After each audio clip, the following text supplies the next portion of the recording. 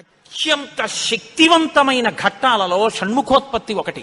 ఇది విన్నవాళ్ళు సుబ్రహ్మణ్య లోకాన్నే పొందుతారు అంటారు. అంత శక్తివంతం. ఇది శ్రీరామాయణంలోనే అత్యంత శక్తివంతమైన పరమాద్భుతమైనటువంటి ఘట్టములలో ఒకటి. ఇది ఎంత శక్తివంతం అంటే గర్భిణీ స్త్రీలు కానీ ఈ సర్గల్ని పారాయణ చేస్తే తప్పకుండా వాళ్ళకి సంతానం కలుగుతుంది. సంతానం ఉత్తమమైన సంతానం కలుగుతుంది. ఎటువంటి సమస్యలు లేకుండా వాళ్ళకి ప్రసవం అవుతుంది. గంగానది ఆవిర్భావం గురించి చెప్తూ అత్యద్భుతమైనటువంటి ఘట్టాన్ని ఒకదాన్ని ఇప్పుడు రామచంద్రమూర్తితో విశ్వామిత్ర మహర్షి చెప్తున్నారు. నాయనా రామా, నీకు అంగదేశం గురించి చెప్పాను. మన్మధుడు కాలిపోయాడు. తర్వాత పార్వతీ పరమేశ్వరులకి వివాహమైంది. ఎలా అయింది మరి మన్మధుడు లేకుండా? ప్రారంభమే ఒక గొప్ప విషయం. అందరి మీద బాణాలు వెయ్యాలి అంటే చేతిలో చెరుకు విల్లు 5 పుష్ప బాణాలు పట్టుకుని బాణాలు వేసేటటువంటి మన్మధుడు నేను బాణాలు వేసి అందరిలోనూ కామ ప్రచోదనం చెయ్యగలనన్న అహంకారంతో అదే పుష్ప బాణాల్ని తీసుకెళ్లి పరమశివుడి మీద కూడా వేసి ఆయన మనసు కదిపి పార్వతీదేవి యందు అనురక్తుడయ్యేటట్టు చెయ్యగలననేటటువంటి అహంకార బుద్ధితో ఒక్క బాణాన్ని తీసి ప్రయోగించడానికి సిద్ధపడేటప్పటికే బహిర్ముఖుడైనటువంటి పరమశివుడు కనుతెరిచి చూసి తన మీదే బాణ ప్రయోగానికి సిద్ధపడుతున్న మన్మధుడి మీద ఆగ్రహం చెంది 3వ కన్ను తెరిస్తే భస్మ రాశి అయి మన్మధుడు కింద పడిపోయాడు. కాబట్టి సృష్టి ఆగిపోయి ఉండాలి కదా. ఇప్పుడు మన్మధుడు లేడుగా. మరి అప్పుడు పార్వతీ కళ్యాణం ఎలా అయింది అంటే అమ్మవారు ఏం చేసిందంటే ఏ ఆయుధములను మన్మధుడు పట్టుకుంటాడో వాటిని ఆవిడ పుచ్చుకుంది. 5 పుష్ప బాణాల్ని చెరుకు విల్లు ఆవిడే పుచ్చుకుంది. కామాక్షి, కంచి కామాక్షి అదే కదండి. ఇప్పుడు ఆవిడ ఇలా పట్టుకుంటే ఇంతటి పరమశివుడు వశుడైపోయాడు. అయిపోయి తాళి కట్టాడు. సంసారంలోకి వచ్చి ఆవిడ పక్కన కూర్చున్నాడు. ఇప్పుడు ఆవిడ శివకామ సుందరి. ఆమె అంత సౌందర్యంతో ఎవరి కోసం కూర్చుంది? మనకి తండ్రిని తెచ్చి కూర్చోబెట్టడానికి. ఆవిడ శివుడికి సౌందర్యం, బాహ్య సౌందర్యం, శివకామ సుందరి. నీకు నాకో అఖిలాండేశ్వరి, జగజ్జనని. ఈ లోకానికంతటికీ తల్లిదండ్రులైన పార్వతీ పరమేశ్వరుల్లో అమ్మ సౌందర్యం పరమశివుడి కొరకు, అమ్మ యొక్క అంత సౌందర్యం అమ్మతనం మన కొరకు. మనకి జగదంబ, జగజ్జనని, ఆయనకి భార్య. కాబట్టి ఇప్పుడు ఆవిడ తన ప్రజ్ఞతో పెళ్లి చేసుకుంది. మన్మధుడి గొప్పతనంతో పెళ్లి చేసుకోలేదు. మన్మధుడికి ఏం చేసింది?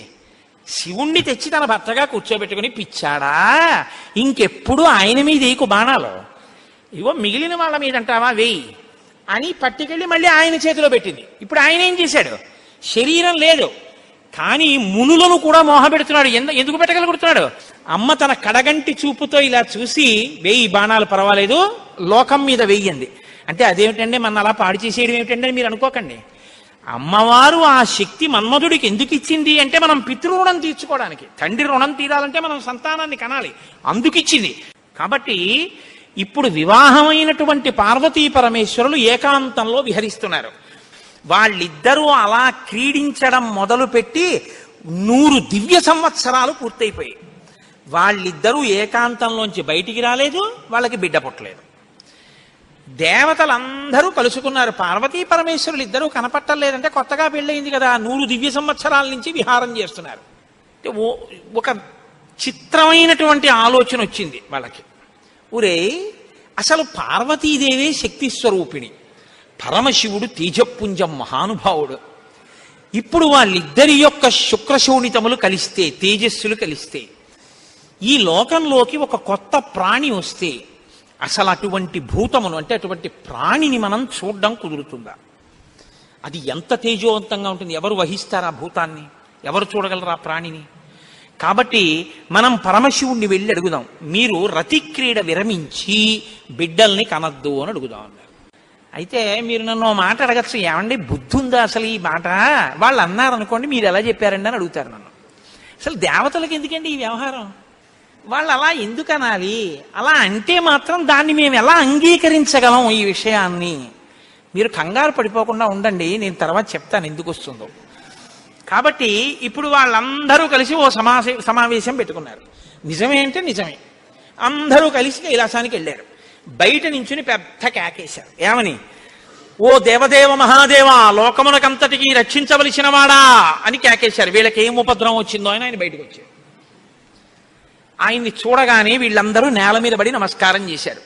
మహానుభావా, నీవు పార్వతీదేవితో కలిసి ఏకాంతంలో దివ్యక్రీడను అనుభవిస్తున్నావు. మీ ఇద్దరికి బిడ్డ పుడితే దుస్సహం, మేము తట్టుకోలేం. అందుకని నీ తేజస్సుని నీ తేజస్సులోకి అణిచేసేయి, ఆమె తేజస్సుని ఆమె తేజస్సులో అణిచివేయమను. మీ ఇద్దరూ ఒకరి పట్ల ఒకరు ఇటువంటి ఆభిముఖ్యం పొందకుండా తపస్సు చేసుకుంటూ కూర్చోండి అన్నారు. ఎంత అక్కర్లేని విషయం అంటే ఇది. అంటే ఆయన అన్నాడు, తండ్రితనం అండి, తప్పకుండా మీకు అలాంటి ఇబ్బంది ఉంటుందంటే నేను ఇటువంటి భూతమును సృష్టించాను, అలాగే వెళ్ళిపోతాను. కానీ ఇప్పటికే చాలా కాలంగా పార్వతీదేవితో నేను క్రీడించి ఉన్న కారణం చేత నా రేతస్థానం నుంచి తేజస్సు కదిలిపోయింది. ఇప్పుడు కదిలిపోయిన తేజస్సు పడిపోతుంది. నేను పార్వతీదేవి యందు వదిలిపెట్టద్దని మీరు అంటున్నారు. మరి నేను నా తేజస్సుని ఎక్కడ విడిచిపెట్టను, ఎవరు భరిస్తారు చెప్పండి అన్నారు. భరించడం అనేటప్పటికీ వాళ్ళు ఎవరు గుర్తొచ్చారో తెలుసా అండి? భూమి గుర్తొచ్చింది. అన్నీ ఆవిడేగా భరిస్తుంది, పాపం ఆవిడే భరించాలి. అందుకని వాళ్ళందరూ కలిసి ముక్తకంఠంతో భూమిని చూపించారు. చూపించి ఈ భూమి భరిస్తుంది, దీని మీద వదిలేసేయండి. భూమి ఏమనాలి?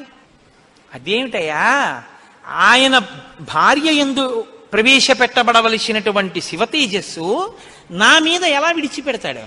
నేనెలా స్వీకరిస్తాను? భూకాంత, ఆమె స్త్రీ, భూదేవి నాలోకి ఎలా ప్రవేశిస్తుంది? శివవీర్యం దోషం అవుతుంది కదా, నేను పుచ్చుకోననాలి. ఆవిడ సంతోషించింది. శివవీర్యం నాలో ప్రవేశించడం అంటే అదృష్టం కదా అనుకుని తప్పకుండా పుచ్చుకుంటానని అనేటప్పటికీ పరమశివుడు ఏం చేశారంటే ఆయన తేజస్సుని భూమి మీద వదిలిపెట్టేశాడు. అది ఉత్తర క్షణం భూమి అంతటా పాకేసింది.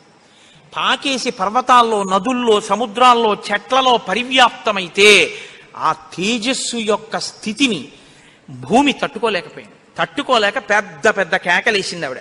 నా ఒళ్ళు మండిపోతోంది, దగ్ధమైపోతోంది నా శరీరం అంతా, శివవీర్యాన్ని నేను భరించలేకపోతున్నాను, దాని శక్తి నేను తట్టుకోలేకపోతున్నాను, కాబట్టి నేను విడిచిపెట్టేస్తాను, నాలోకి వచ్చిన వీర్యాన్ని దేనిలోకి విడిచిపెట్టను అని అడిగింది ఆవిడ. ఇప్పుడు దేవతలందరూ ఒకరి మొహాల్లో ఒకళ్ళు చూసుకుని అన్నారు, ఒళ్ళు మండిపోతోంది తట్టుకోలేనన్నావు కాబట్టి ఎవడు మండిస్తాడో వాడిలో వదిలేయన్నారు. అంటే అగ్నిహోత్రులో వదిలేయమన్నారు. అంటే ఇప్పుడు ఆవిడేం చేసింది? తనలో పడినటువంటి శివవీర్యాన్ని అగ్నిహోత్రుల్లోకి వదిలిపెట్టేసింది. ఇదంతా రెప్పపాటు కాలంలో జరిగిపోయింది. పెద్ద పెద్ద అరుపులు, కేకలు, ప్రార్థనలు, హడావిడి. బయటికి వెళ్ళిన శివుడు లోపలికి రాలేదు. అమ్మవారికి అనుమానం వచ్చింది, ఏం జరిగింది అని. పార్వతీదేవి బయటికి వచ్చింది. బయటికి వచ్చి ఏం జరిగిందని అడిగింది. మేమందరం ఇలా ప్రార్థన చేశామమ్మా, మీ ఆయన తేజస్సు భూమిలోకి విడిచిపెట్టాడు, భూమి తట్టుకోలేక అగ్నిలోకి విడిచిపెట్టింది అంది.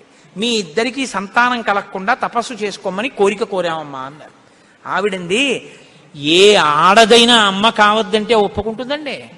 ఎర్రబడిన కళ్ళతో అమ్మవారంది, అక్కరలేని విషయంలో జోక్యం చేసుకున్నారు. మీరు చెప్పకూడని మాట చెప్పారు. నన్ను తల్లిని కావద్దు అని శాసించారు. నాకు బిడ్డలు పుట్టకూడదు అని వరం అడిగారు. నాయందు ప్రవేశపెట్టబడవలసినటువంటి శివవీర్యాన్ని భూకాంత యందు ప్రవేశపెట్టారు. కాబట్టి నేను మీకు శాపం ఇస్తున్నాను, ఇక నుంచి మీ భార్యల వలన మీకిక సంతానము కలగకుండుగాక, ఇక నుంచి దేవతలకి సంతానం ఉండదు అంది. అందుకని ఏమంటే ఎప్పుడూ 33 కోట్లైనా ఇంకా పిల్లలు మనవలు ఉండరా అంటే ఉండరు. పార్వతీదేవి శాపం ఆగిపోయింది, దేవతల యొక్క సంతానం. ఇప్పుడు ఆవిడ భూమి వంక తిరిగింది. నువ్వు స్త్రీవి కదా, నా భర్త యొక్క తేజస్సుని నేను పట్టవలసింది నువ్వెలా పట్టుకున్నావు, నువ్వెలా స్వీకరించావు నా భర్త తేజస్సుని? ఆవిడ్ని శపించింది. నువ్వు ఒక్క రూపంతో ఉండవు, భూమి అని పిలవబడినా నీకు అనేకమైనటువంటి స్థితి కలుగుతుంది. ఒక చోట చౌటు నేల, ఒక చోట నల్ల నేల, ఒక చోట ఎడారి, ఒక చోట పంట పండే నేల. ఇలా నువ్వు రకరకాలుగా అయిపోతావు. అంతేకాదు, బహుభార్య భవిష్యసి, నీకు ఒక్క భర్త ఉండడు. నీ భర్త కానివాడి వీర్యం నువ్వు పుచ్చుకున్నావుగా, నీకు ఇంకా ఎంతమంది భర్తలో లెక్కుండరు. అందుకే రాజ్యాన్ని పాలించిన వాడందరూ భూమిపతులే. ఎంతమంది ఆవిడికి భర్తలు లెక్కలేదు. కారణం ఏమిటంటే పార్వతీదేవి శాపం. ఏ ఆడదైనా కోరుకునేది ఏమిటంటే భర్త వలన కొడుకుని కనాలి, ఆ కొడుకు పేరు ప్రఖ్యాతులు తేవాలి, తల్లి సంతోషించేటట్టు ప్రవర్తించాలని కోరుకుంటాడు. ఏ తల్లి ఈ లోకంలో ఏ ఒక్కటి సహించదో అది నీ యందు నిజమగుగాక. ఏ తల్లి అయినా ఏది సహించలేదు, ఎంత తప్పైనా సహిస్తుంది. కానీ అమ్మ వంక ఆడదాన్ని చూసినట్టు చూశాడు అనుకోండి కొడుకు, అమ్మ మాత్రం ఒక్కనాటికి క్షమించదు. ఇంకా అమ్మలో ఆడతనాన్ని చూడకూడదు. ఇంకంతకన్నా పవిత్రంగా మాట్లాడడం కష్టం, ఇంకంతకన్నా నేను దిగి మాట్లాడను. కాబట్టి అమ్మతనాన్నే చూడాలంతే కొడుకు. కానీ నీ విషయంలో ఏమవుతుందో తెలుసా, నీ కొడుకులందరూ నీకు భర్తలవుతారు. అందుకే భూమిపతి పతే, ఆయన తర్వాత ఆయన కొడుకు, ఆయన భూమిపతి. ఎంత దారుణం అండి అది. ఒక ఆయన పరిపాలిస్తున్నాడు, ఆయన భూమిపతి, ఆయనకి కొడుకు పుట్టాడు. ఇప్పుడు భూమికి ఆయన ఏమవ్వాలి? కొడుకు. ఆ భూమిపతి వెళ్ళిపోయాడు, ఇప్పుడు ఈయనేమవుతాడు? ఈయన భూమిపతే, తన కొడుకు తనకి భర్త. ఇంతకన్నా దారుణమేముంది? ఇది పార్వతీదేవి శాపం. నాకు బిడ్డలు కలగకుండా చేశారు కాబట్టి మీరు ఈ శాపం అనుభవించండి అని ఆవిడ లోపలికి వెళ్ళిపోయారు. ఇప్పుడు వీళ్ళందరూ ఇలా వేళ్ళు విరిచారు. ఒరే, అక్కర్లేని విషయంలో జోక్యం చేసుకున్నాను రా, ఎవడ్రా ఈ మాట చెప్పింది అసలు అన్నారు. వాడు ఉంటాడేమిటి ఇంకక్కడ. ఇప్పుడు అందరూ భారంగా తలకాయలు ఉంచుకుని ఇళ్ళకెడితే వీళ్ళ శిఖలు ఎవరు పట్టుకుంటారు? ఒరే, ఎందుకు వెళ్ళావురా నువ్వు, నీ వల్ల నాకు ఇంకా బిడ్డలు కలగరని వాళ్ళు పట్టుకుంటారు. కాబట్టి ఇప్పుడు వాళ్ళందరూ ఇళ్ళకెళ్ళారు. హిమాలయ పర్వత ప్రాంతంలో పార్వతీ సహితుడై పరమశివుడు మాత్రం హాయిగా కూర్చుని తపస్సు చేసుకుంటున్నాడు. ఇంకా వాళ్ళిద్దరికీ బిడ్డలు పుట్టకూడదు అన్నారుగా, అందులో ఆయన వెళ్ళి తపస్సు మొదలెట్టాడు. గొడవ ఎక్కడొచ్చింది? ఇక్కడతో ఏమైపోలేదు గొడవ. తారకాసురుడని వాడు బయలుదేరాడు.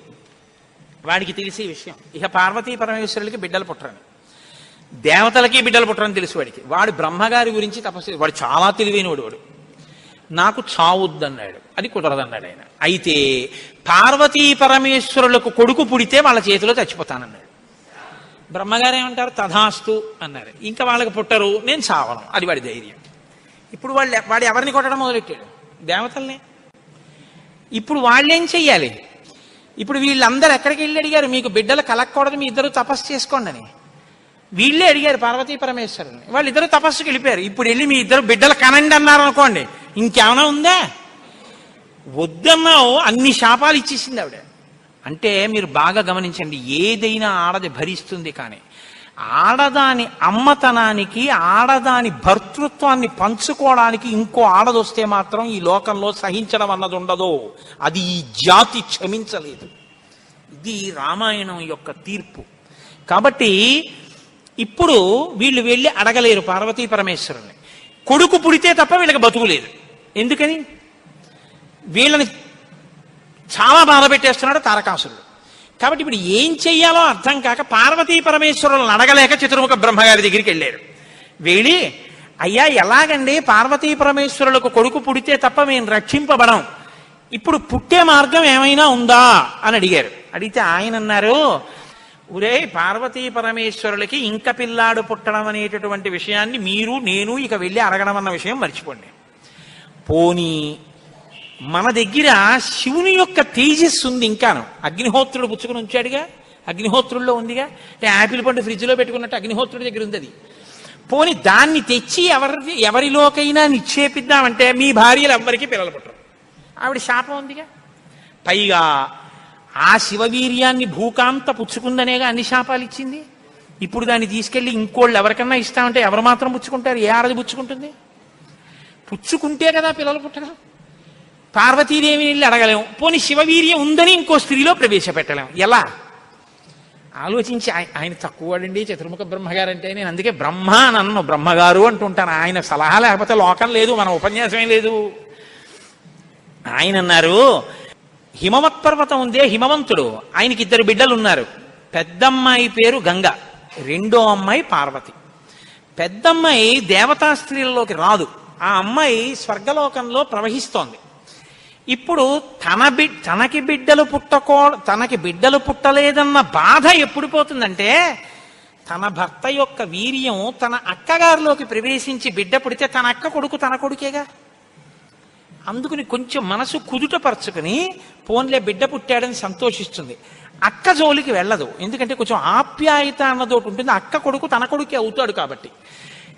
మనం పార్వతీదేవి కోప్పడకూడదంటే ఆ గంగాదేవి యందు ఈ శివవీర్యాన్ని నిక్షేపించాలి. ఇప్పుడు శివవీర్యం ఎవరి దగ్గర ఉంది? అగ్నిహోత్రుడి దగ్గర ఉంది. ఇప్పుడు అగ్నిహోత్రుడు ఏం చేయాలి? గంగాదేవిలో విడిచిపెట్టాలి. గంగాదేవి ఒప్పుకోవద్దు. కాబట్టి మీరేం చేయాలి? మీరేగా వెళ్ళి ప్రార్థన చేశారు, మీరే వెళ్ళి అగ్నిహోత్రుడిని గంగని ప్రార్థన చేయండి అన్నారు. ఇప్పుడు గంగాదేవి దగ్గరికి వెళ్ళి, అమ్మ ఏమనుకోవద్దు, శివవీర్యం అగ్నిహోత్రుడి దగ్గర ఉంది, నువ్వు అది బుచ్చుకో అంటే చీ నోర్ముయ్యి అంటే. అందుకని ఈ మాట ఎవరు చెప్పాలో ఒక్క పురుషుడు చెప్పాలి. పురుషులందరూ వెళ్ళి చెప్తే అసహ్యంగా ఉంటుంది. మీరు వెళ్ళి అగ్నికి చెప్పండి, అగ్ని వెళ్ళి ఆవిడికి చెప్తారని. ఎందుకంటే ఇంత ఇబ్బంది అంటే ఇది గట్టిగా చెప్పుకునేది కాదు. ప్రయత్నం చేస్తున్నారు. పార్వతీ పరమేశ్వరులకి పుత్రుడు కలిగేటట్టని తెలిస్తే చంపేవతలు పారేస్తాడు ఆయన తారకాసుడు. అందుకని ఎవరికీ తెలియకుండా జరగాలి ఈ పని అంతాను. ఇప్పుడు వీళ్ళందరూ కలిసి అగ్నిహోత్రుడి దగ్గరికి వెళ్ళారు. అయ్యా ఎంత గొప్ప సలహా చెప్పావు, ఏదో ఓ కారు చీకటిలో కాంతిరేఖ, కఠినమైన సాక్ష్యానికి సూక్ష్మమైన రంధ్రం దొరికాయి, ఇక మేము అల్లుకుంటాం కథ అన్నారు. బ్రహ్మగారికి పూజ చేసి నమస్కారం చేసి బయలుదేరి అగ్నిహోత్రుడి దగ్గరికి వెళ్ళారు. వెళ్ళి ఆయనతో అన్నారు, ఇప్పుడు మాట్లాడడం కొంచెం జాగ్రత్తగా మాట్లాడడం మొదలెట్టారు. ఇది దేవకార్యం, ఏదో మేము సరదాగా నువ్వు పట్టుకెళ్ళి అక్కడ విడిచిపెట్టు ఇలాంటి మాటలు చెప్పడానికి రాలేదు. నీకు పిల్లలు పుడితే నాకెందుకు, పుట్టకపోతే నాకెందుకు, ఇలాంటి వాటిల్లో ఇక మేము జోక్యం చేసుకోం, బుద్ధి వచ్చింది మాకు. కాకపోతే ఇది దేవకార్యం. ఇప్పుడు ఈ పిల్లాడు పుట్టకపోతే వీపులు పగిలిపోతున్నాయి తారకాసురుడి వల్ల, అందుకుని పుట్టాలి పిల్లాడు. కాబట్టి నీలో ఉన్న శివ తేజస్సుని పట్టుకెళ్ళి గంగలో విడిచిపెట్టు. గంగ పుచ్చుకుంటే, గంగకి కొడుకు పుడితే ఆ పిల్లవాడు పార్వతీ పరమేశ్వర పుత్రుడి కిందకు వస్తాడు. ఎందుకంటే పార్వతీదేవి అంగీకరిస్తుంది కాబట్టి. ఆ పిల్లవాడికి సేనానాయకత్వం ఇద్దాం. వాడు సేనాధిపతి అయితే వాడి చేతిలో తారకాసురుడు చచ్చిపోతాడు. అందుకని నువ్వు వెళ్ళి గంగను అడిగన్నారు. ఇప్పుడు పుచ్చుకునేటప్పుడు అప్రసన్నమైన మనస్సుతో ఆవిడ పుచ్చుకుంది అనుకోండి, ఇది ఎక్కడ చికాకు వచ్చిందిరా అని. అప్రసన్నమైన మనస్సుతో కానీ అలా పుచ్చుకుంటే తేజోవంతుడైన బిడ్డ సంభవించాడు. కాబట్టి ఆవిడ ప్రసన్నంగా పుచ్చుకోవాలి. అంటే ఆవిడ ప్రసన్నంగా పుచ్చుకోవడానికి యోగ్యమైన రీతిలో ఆవిడికి చెప్పాలి. కాబట్టి ఆయన వెళ్ళి చెప్పాడు అగ్నిహోత్రుడు, అమ్మా నువ్వు గర్భం ధరించాలమ్మా, ఆవిడ కన్య, భర్త లేడు. దేవతానాం ఇదం ప్రియం, అమ్మ దేవకార్యం ఇది, అందుకుని నిన్ను అడుగుతున్నాను తప్ప ఇంకో మాట అనుకో కుసుమ తల్లి. అందుకని ఆవిడ అర్థం చేసుకుంది, ఓహో ఇంతకన్నా ఇప్పుడు లోకాన్ని రక్షించడానికి మార్గం లేదు, కాబట్టి శివ తేజస్సుని నాలోకి తీసుకుంటాను. ప్రసన్నంగా తీసుకుంది అనడానికి గుర్తు దివ్యమైన రూపాన్ని ధరించి శివ తేజస్సుని తనలోకి తీసుకుంది. ఇప్పుడు వీళ్ళ బాగా గమనించండి, సుబ్రహ్మణ్యోత్పత్తి అంటే ఎటువంటిదో తెలుసా అండి? 33 కోట్ల మంది దేవతలు ఇలా ఎదురు చూస్తున్నారు. ఇప్పుడు కాని శివవీర్యం ఎందుకో పనికి రాకుండా పోయిందనుకోండి, గంగ కానీ అయ్యి బాబాయ్ నేను భరించలేకపోతున్నానని వదిలేవతలు పారేసింది అనుకోండి, అంతే. ఇక శివవీర్యం లేదు. ఎందుకంటే ఉన్న శివవీర్యం పాడైపోయింది. కాబట్టి ఇక పుత్రుడు కలగడం. ఇక పుత్రుడు కలగకపోతే ఇక ఎప్పటికీ అసలు దేవతల యొక్క రాజ్యం అన్నది ఇక రాదు, తారకాసురుడే ఉంటాడు. కాబట్టి ఇక మీరు నేను పురాణం చెప్పుకోవడం ఇప్పటికీ ఉండదు, ఆయనే పరిపాలిస్తుంటాడు కదా. కాబట్టి ఇప్పుడు ఆ గంగ వల్ల బిడ్డ పుట్టాలి. వీళ్ళందరూ ఉత్కంఠతో ఎదురు చూస్తున్నారు. గంగ గర్భం ధరించి బిడ్డని కంటుందా? ఇది ఇంత చల్లటి గంగమ్మలోకి శివవీర్యం వెళ్ళింది. వెళ్ళగానే ఆవిడ ఇప్పుడు పెద్ద కేకేసింది, అయ్య బాబోయ్ ఈ శివవీర్యం యొక్క వేడికి నా నీరు ఉడికిపోతోంది, ఇప్పుడు నేను ఈ తేజస్సుని ఎక్కడ వదిలిపెట్టేను, నా సర్వాంగములు క్షోభించిపోతున్నాయంది ఆవిడ. అగ్నిహోత్రుడు చూసి అన్నాడు, బిడ్డ పుట్టాడో లేదో తరువాతి మాట, ముందసలు నువ్వు కలతపడిపోతున్నావు, నువ్వు తట్టుకోలేవు. కాబట్టి అదిగో ఆ హిమాలయ పర్వత ప్రాంతముల యొక్క పాదముల యందు తీసుకెళ్లి నీలో ఉన్నటువంటి శివ తేజస్సుని విడిచిపెట్టేసేయండి. గంగ తనలో ఉన్న శివ తేజస్సుని తీసుకెళ్లి హిమాలయ పర్వత ప్రాంత పాదముల యందు వదిలిపెట్టేసేటప్పటికి అది వెళ్ళి రెల్లు దుబ్బుల్లో పడిపోయింది, గడ్డిలో పడిపోయింది. ఇప్పుడు అందులోంచి ఒక్కసారి కాంతి కనపడింది వాళ్ళకి. పిల్లాడు ఏమైనా వచ్చాడా? వాళ్ళకి పిల్లాడు కావాలి. ఇప్పుడు ఆ శివవీర్యంలోంచి, ఆ తేజస్సులోంచి అగ్ని ఎటువంటి కాంతితో ఉంటాడో అటువంటి కాంతితో మొట్టమొదట బంగారం పుట్టింది లోకంలో. బంగారం శివవీర్యం, అందుకే బంగారానికి శివవీర్యం అని పేరు. బంగారం పుట్టి బంగారంతో అక్కడ ఉన్నటువంటి తృణవృక్ష లతాగుల్మం సర్వం భవతి కాంచన, ఆ గడ్డి చెట్లు అన్ని బంగారు రంగులో మెరిసిపోయాయి ఒక్కసారి. తర్వాత వెండి పుట్టింది. ఆ వెండిని చూశారు, తెల్లగా ఉంది వెండి. అయిపోయింది. ఆ తర్వాత ఇంకా మిగిలినటువంటి క్షారంలోంచి రాగి ఇనుము పుట్టాయి. మిగిలిపోయినటువంటి మలంలోంచి తగరము సీసము పుట్టాయి తప్ప పిల్లవాడు మాత్రం కనపడలేదు. అయిపోయింది మన ప్రణాళికంతా, పిల్లవాడు పుట్టలేదు అని దిగాలు ముఖాలు వేసుకుని ఆ పైనుంచి చూస్తున్నారు. ఆ రెల్లు దుబ్బుల్లో రాత్రివేళ తెల్లగా మెరుస్తాయే రెల్లు దుబ్బులు, ఆ రెల్లు దుబ్బుల్లోంచి బ్రహ్మాండమైనటువంటి కాంతులు మెరిసిపోతుండగా 6 ముఖాలతో అద్భుతమైన సౌందర్యంతో ఒక పిల్లవాడు పుట్టి పాల కోసం ఏడ్చాడు. అమ్మయ్యా పుట్టాడు రా పిల్లాడు, శివపుత్రుడు జన్మించాడు, మన బాధలు తీరాయని వాళ్ళందరూ పొంగిపోయారు. షష్ఠి 6 ముఖాలతో షణ్ముఖుడై పుట్టాడు. ఆ పుట్టినటువంటి వాడు కూడా మహానుభావుడు 6 ముఖాలతో పుట్టాడు కాబట్టి షణ్ముఖుడు. పుట్టిన పిల్లాడికి పాలివ్వాలి, ఆ కృత్తికల్ని పిలిచి మీరు పాలివ్వండి అన్నారు. వాళ్ళన్నారు మేం పాలిస్తాం, కానీ ఇప్పుడు పాలిస్తే కానీ మరి పిల్లాడు బతకడు. కాబట్టి వాళ్ళు అన్నారు మేము పాలిస్తాం, కానీ ఆ పిల్లాడిని మా పేరుతో పిలుస్తారా అన్నారు, మా పిల్లాడని చెప్తారా అన్నారు. అబ్బాయి అలా ఎలా కుదురుతుందండి అన్నారు అనుకుంటే వాళ్ళు పాలివ్వకపోతే పిల్లాడు. అందుకని వీళ్ళు వెంటనే దేవతలందరూ అన్నారు తతస్తు దేవత సర్వ కార్తికేయ ఇతి బ్రువన్, కార్తికేయుడు కార్తికేయుడు అన్నాం కదా ఇవ్వండి పాలన్నారు. అమ్మతనం ఎంత గొప్పదో చూడండి. ఇప్పుడు ఈ కృత్తికలు 6 పిల్లాడికి 6 ముఖాలతో ఉన్నవాడికి 6 పాలిచ్చారు. వాడు పాలు తాగాడు. పుత్రస్త్రైలోక్య విఖ్యాతో భవిష్యతి న సంశయ. కార్తికేయుడు కార్తికేయుడని మేం పిలవడం కాదు, 3 లోకాల్లో పిలుస్తారు ఈ పిల్లాన్ని, సరేనా అన్నారు దేవతలు. అప్పుడు వాళ్ళు పాలిచ్చారు.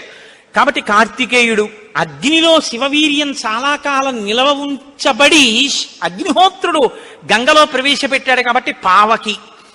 శరవణములు అంటే రెల్లు దుబ్బుల్లోంచి పుట్టాడు కాబట్టి శరవణ భవ. ఎప్పుడు శుద్ధమైనటువంటి బ్రహ్మణ్య జ్ఞానంతో ఉంటాడు కాబట్టి సుబ్రహ్మణ్యం. తల్లి కడుపులోంచి స్ఖలనమై పుట్టాడు కాబట్టి స్కందుడు.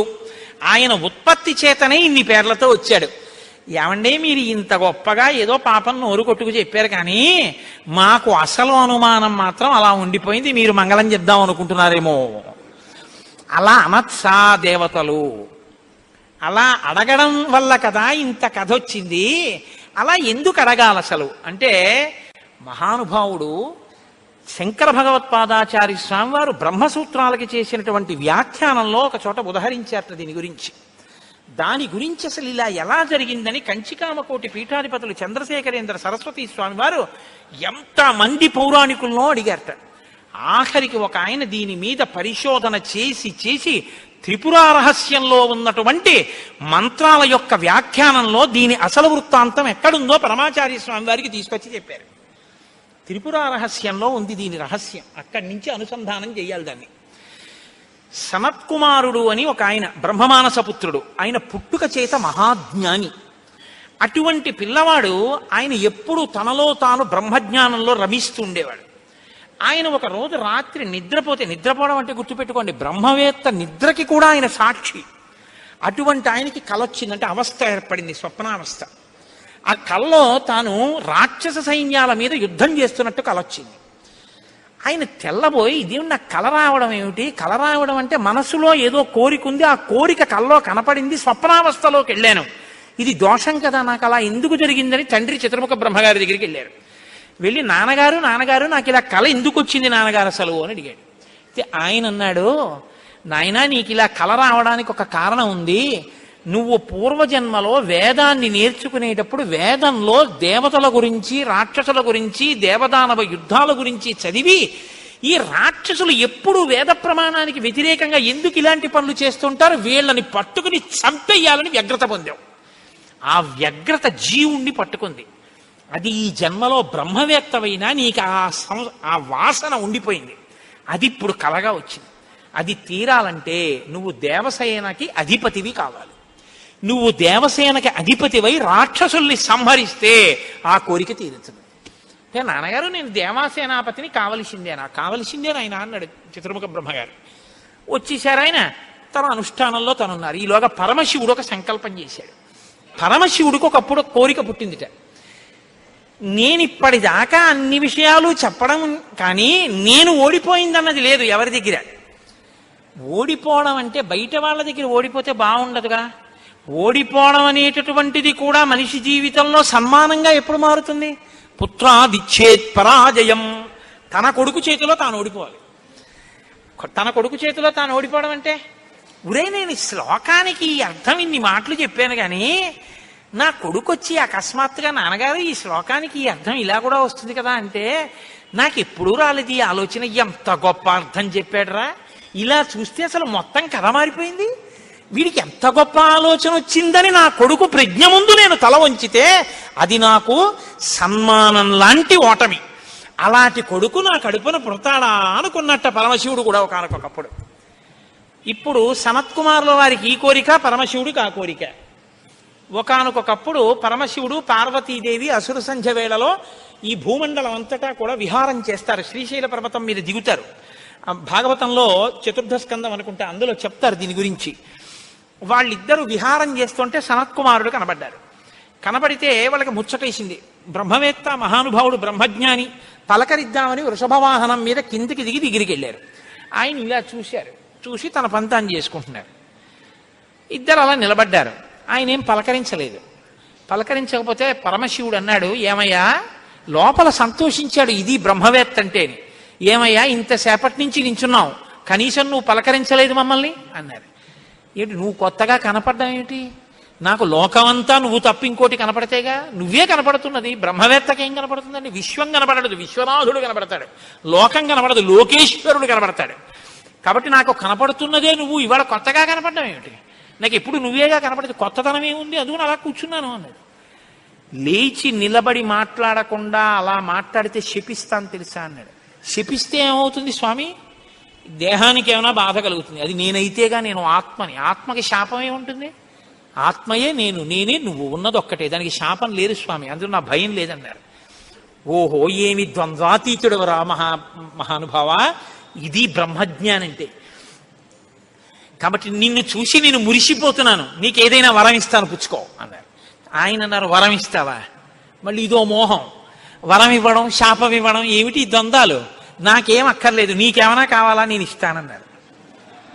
అంటే పరమశివుడు అన్నాడు, ఈ మాట నీతో అనిపించడం కోసమే ఇంతసేపు నించున్నాడు.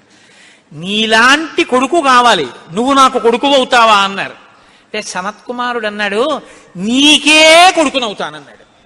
అంటే పార్వతీదేవి అంది, ఏది ఆ కేంత దీర్ఘం ఇస్తున్నావు? నీకే కొడుకునవుతానంటా ఏంటి? నీకే కొడుకునంటే నాకు కొడుకువే అంది. అదొక్కటి అడక్కమ్మా అన్నాడు. అదేమయ్యా, అదేమిటి నీలాంటి కొడుకు పుడుతుంటే నా కడుపున పుట్టకపోవడం ఏమిటి?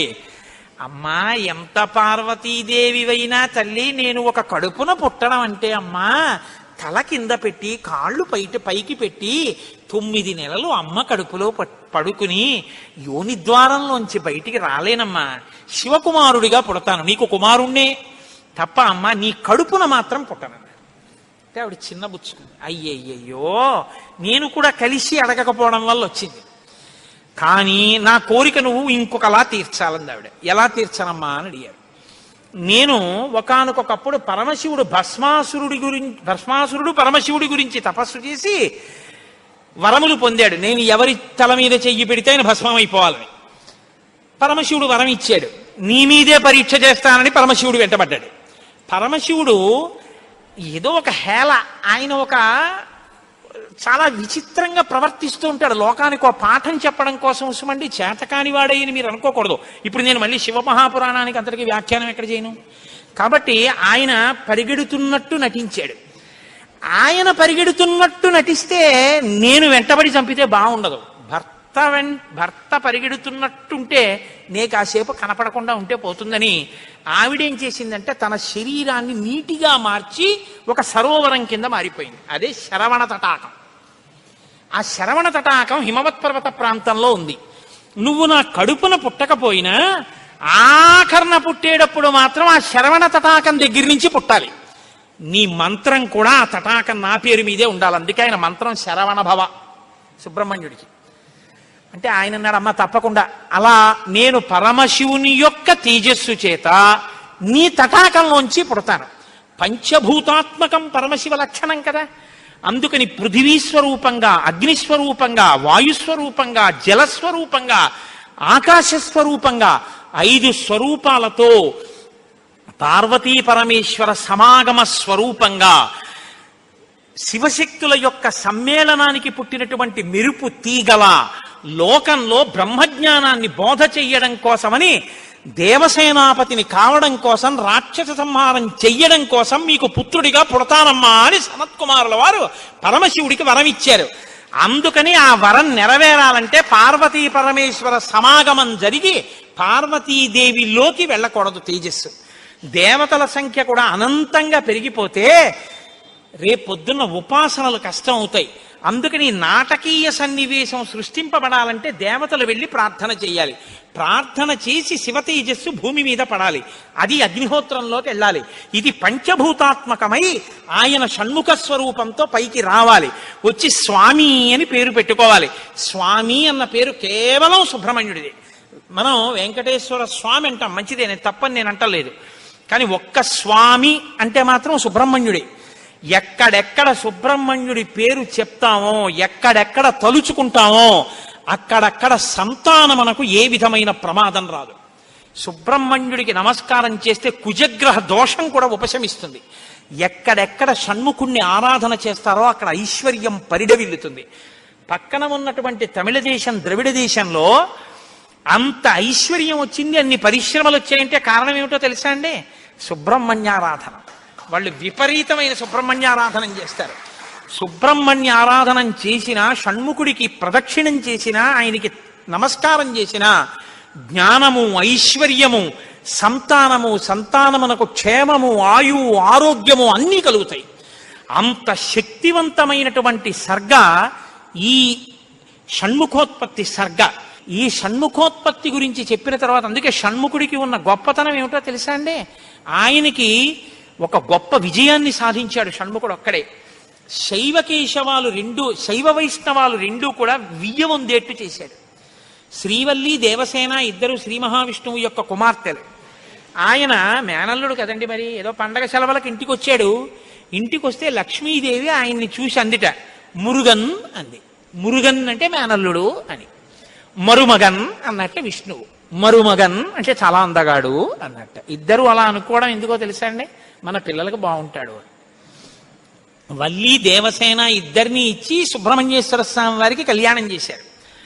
వల్లి, దేవసేన ఇద్దరిని తనకి భార్యలుగా చేసుకున్నాడు కాబట్టి శైవ వైష్ణవాలు రెండు సుబ్రహ్మణ్యుడి వల్లే వియ్యం ఉంది. అంతటి మహానుభావుడు ఆయన. మహాజ్ఞాని, యుక్తకేశుడై గుండుతో గోచి పెట్టుకుని నిలబడి ఉంటాడు. అందుకే సుబ్రహ్మణ్య క్షేత్రాల్లో స్వామివలయలో అలా నిలబడి ఉంటాడు. ఆయన ప్రణవానికి అర్థం చెప్తే పరమశివుడంతటి వాడు తెల్లబోయి, ఎంత గొప్పగా చెప్పావురా అన్నట్టు. నాన్నగారు అలా అంటే కుదరదు, ఇది ప్రణవ రహస్యోపదేశం కదా, మీరు కూడా మడి కట్టుకుని వచ్చి శిష్యుడిగా కూర్చోండి చెప్తానన్నట్టు. ఒరే ఎంత బాగా చెప్పావురా అని వచ్చి కూర్చుని విన్నట్ట. శివుడంతటి వాడు ఇంత బాగా చెప్పగలిగిన కొడుకు పుట్టాలని కదా కోరుకున్నాడు. ఆత్మాదిచ్చేత్ పుత్రాదిచ్చేత్ పరాజయం. తండ్రి గారికి ఆ కోరిక తీరిందటువంటి బ్రహ్మజ్ఞాని పుట్టాడు. ఆయనే తరువాతి కాలంలో కేవలం పాలు తాగి పెద్దవాడైపోయాడు అంతే. అయిపోగానే ఆయన్ని దేవసేనకి తీసుకొచ్చి పట్టాభిషేకం చేసేశారు. సేనాధిపతి అయిపోయాడు. తారకాసుర సంహారం చేశాడు. దేవతలందరూ సంతోషించారు. అమ్మ అందమంతా మూర్తీభవించి ఉంటుంది. అందుకే ఇంతంత బుగ్గలు, ఎర్రటి మనిషి, ఆహారాలు, చిన్న పట్టుబట్ట, ఎప్పుడు అమ్మ శక్తి అంతా చేతిలో శూలంగా పట్టుకుని ఆ కుక్కుట ధ్వజం, ఆ నెమలి మీద కూర్చుంటే ముద్దులు మూట కడుతూ ఎంత అందంగా ఉంటాడో. అందుకే సుబ్రహ్మణ్యేశ్వర స్వామి వారి యొక్క మూర్తి వంక అదే పనిగా చూసినా కూడా సత్సంతానం కలుగుతుంది. అంతటి మహానుభావుడు సుబ్రహ్మణ్యుడు. ప్రత్యేకించి ఏ కారణం చేతనైనా గర్భం నిలవక బాధపడుతున్న వాళ్ళు, గర్భిణి అయినప్పటికీ కడుపున ఎటువంటి బిడ్డలు పుడతారో తెలియని వాళ్ళు, వాళ్ళ ఆయుర్దాయం బాగుండాలనుకున్న వాళ్ళు, సంతానం క్షేమంగా వృద్ధిలోకి రావాలనుకున్న వాళ్ళు రామాయణాంతర్గతమైన షణ్ముఖోత్పత్తిని విని తీరాలి. ఇది చెప్పడం కోసమే వాల్మీకి మహర్షి ఫలశ్రుతి చెప్తూ ఓ మాట చెప్పారు. ఎవరు ఈ షణ్ముఖోత్పత్తిని శ్రీరామాయణంలో వింటున్నారో వాళ్ళకి ఎటువంటి చిక్కులు ఉన్నా అన్ని చిక్కులు విడిపోయి అపారమైనటువంటి ధన సమృద్ధి కలుగుతుంది. 2, విశేషమైనటువంటి పుణ్యము స్కందోత్పత్తిని విన్నంత మాత్రం చేత కలుగుతుంది. ఇక్కడే ఆయన కుమార సంభవశ్చైవ అన్న మాట వాడారు. పార్వతీ పరమేశ్వరుల యొక్క కుమారుడు కనుక ఆయనకొక్కడికే కుమారహ అన్న నామం. ఎవరు భక్తి శ్రద్ధలతో రామాయణాంతర్గతమైనటువంటి ఈ షణ్ముఖోత్పత్తిని చేతులు కైమోర్చి సుబ్రహ్మణ్యుడికి నమస్కరించి వింటున్నారో అటువంటి వారందరికీ కూడా ఆయుష్మాన్, వాళ్ళకి ఏదైనా అపమృత్యు దోషం జాతకంలో ఉంటే ఆ దోషము ఉపశమించి ఆయుర్దాయం కలుగుతుంది. వాళ్ళ కొడుకులు మనవలు అందరూ క్షేమంగా ఉంటారు. ఏవైనా దుర్గుణములు అలవడవలసినవి ఉంటే అవి పోయి వాళ్ళు వృత్తిలోకి వచ్చి వంశానికి గొప్ప కీర్తి తీసుకొస్తారు. ఆయుష్మాన్ పుత్ర పౌత్రైశ్చ, ఎవరు రామాయణం సంపూర్ణ రామాయణం చెప్పించుకుని వినేటప్పుడు పరమ భక్తితో దేవాలయ ప్రాంగణంలోనో ఎక్కడో కూర్చుని ఈ స్కందోత్పత్తిని నమస్కారం చేస్తూ విన్నారో వాళ్ళు శరీరం పడిపోయిన తరువాత సుబ్రహ్మణ్య లోకాన్ని పొందుతారు అని వాల్మీకి మహర్షి సత్యం తప్ప ఆయన నోటి వెంట రాదని బ్రహ్మగారి వరం. ఆయన ఎప్పుడూ ఫలశ్రుతి చెప్పరు, ఇక్కడ చెప్పారు. అంత గొప్పది షణ్ముఖోత్పత్తి. దీనివల్ల ఉపయోగం పొందిన వాళ్ళు కన్నుల నీరు పెట్టుకుని సంతోషంతో చెప్తారు యథార్థం నిజమేనని. మీకు నేను ఒక రహస్యం చెప్తాను, నేను ఆశ్చర్యపోయాను. తూర్పుగోదావరి జిల్లాలో మల్లవరం అని ఒక క్షేత్రం ఉంది. అక్కడ సుబ్రహ్మణ్యుడు, ప్రత్యక్ష సుబ్రహ్మణ్యుడు, ఇంతలా పాము కోనేటిలో స్నానం చేసి శివలింగాన్ని చుట్టుకుని ఉంటుంది. అది పిల్లలు పుట్టని వాళ్ళు వెళ్ళి నమస్కారం చేస్తే పిల్లలు పుట్టారు. డాక్టర్లు పిల్లలు పుట్టరని సర్టిఫై చేసిన వాళ్ళకి పుట్టారు. ముఖ్యమంత్రులు కూడా వెళ్ళారు పీఠాధిపతులు అక్కడికి. ఆ పాము కారణాంతరాల చేత శివలింగానికే తల కొట్టుకుని శరీరం వదిలితే ఇప్పుడు అలాగే ప్రతిష్ఠ చేశారు. అక్కడ నేను ఆశ్చర్యపోయింది ఏంటంటే, నాకు ఆ దేవస్థానం ధర్మకర్త ఒక ఆయన వచ్చి ఒకసారి ఓ మాట చెప్పారు. బిడ్డలు పుట్టరు అని డాక్టర్లు చెప్పేసినటువంటి వాళ్ళు సుబ్రహ్మణ్య షష్ఠి నాడు ఈ దేవాలయం వెనకాల పడుకుంటారు, వచ్చి బోర్లా పడుకుంటారు ఆడవాళ్ళు. వాళ్ళకి కునుకు పడుతుంది, కునుకు పడ్డాక లేపేస్తాం. ఆ మరుసటి సంవత్సరం వాళ్ళు పసిపిల్లల్ని పట్టుకుని వస్తారండి అని చెప్పారు. నాకు అపనమ్మకం కాదు, చూడాలనిపించింది. కాకినాడ నుంచి చాలా మందిని కలిసి సుబ్రహ్మణ్య భుజంగ స్తోత్రం చేశారు శంకర భగవత్పాదులు.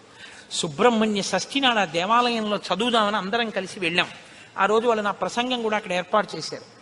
మీరు నమ్మరు, నేను తెల్లబోయానండి.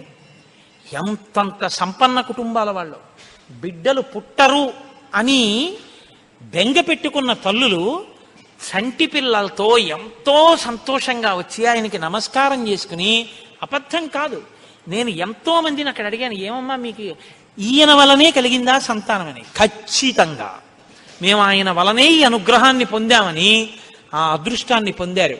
మహానుభావుడు సుబ్రహ్మణ్యుడంటే. ఆయనకి నమస్కారం చేస్తే ఎంత స్థితినైనా ఇస్తాడు. ఇది సత్యం, సత్యం పునఃసత్యం. ఇది ఆ శక్తి కలిగి ఉంది, అది నా నమ్మకం. కాబట్టి మీరు స్వామికి నమస్కారం చేయండి. సర్వం శ్రీ ఉమామహేశ్వర పరబ్రహ్మార్పణమస్తు. స్వస్తి.